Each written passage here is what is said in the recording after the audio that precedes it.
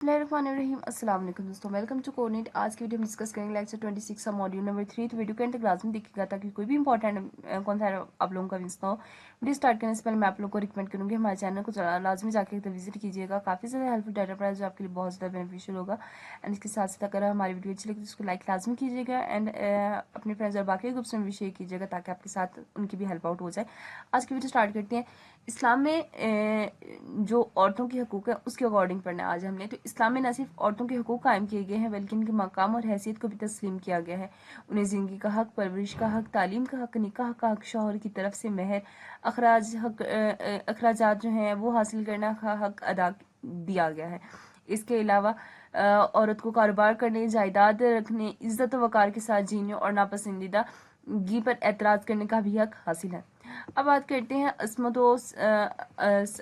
की हिफाजत का हक है। तो औरत को इज्जत व वक़ार के तहफ़्फ़ुज़ के साथ इस्लाम ने उसकी अस्मत व इफ़्फ़त के हक को लाज़मी करार दिया और मर्दों को भी इसका पाबंद बनाया है कि वो अपनी नज़रें नीची रखें और अपनी शर्मगाहों की हिफाजत करें।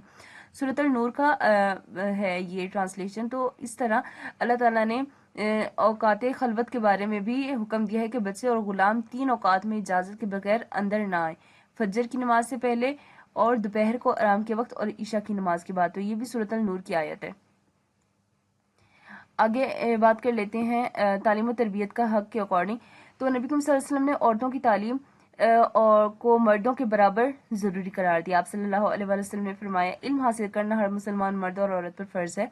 इसी तरह आप सल्लल्लाहु अलैहि वसल्लम ने गुलाम लड़कियों को तरबियत देने और फिर आज़ाद करके निकाह करने वाले शख्स के लिए भी दुगना अजर करार दिया है।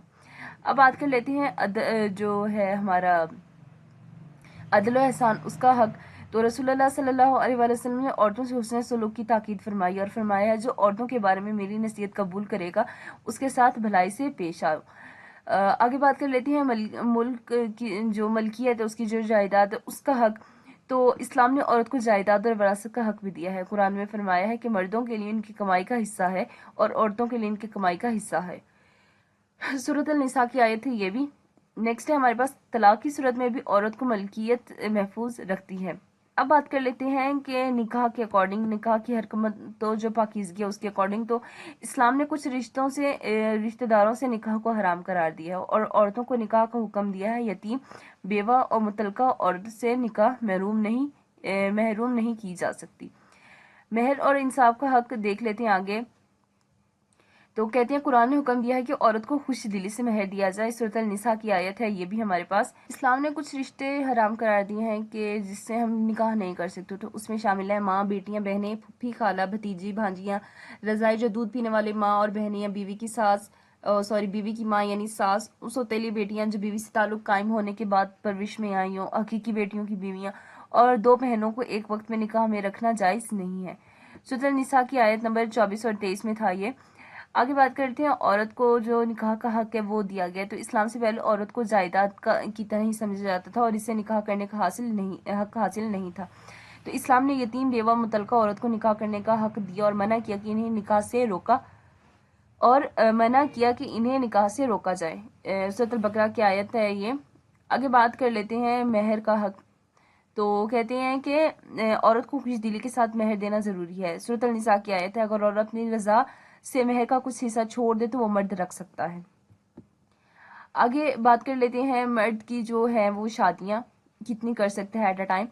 तो जो है इस्लाम ने मर्द को एक से ज़ायद यानी 2, 3 या 4 शादी करने की इजाज़त दी है, लेकिन शर्त ये रखी है कि बीवियों को दरमियान मुकम्मल इंसाफ रखे।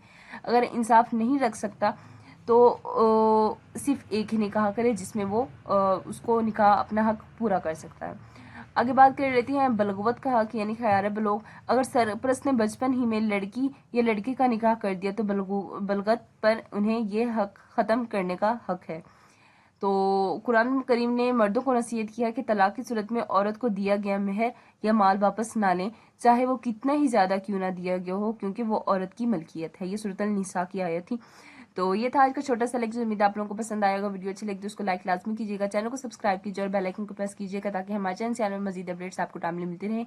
मिलते हैं नेक्स्ट वीडियो में एक नई अपडेट के साथ। अपना बहुत ज़्यादा ख्याल रखिएगा, दुआ में याद रखिएगा। अल्लाह हाफिज़।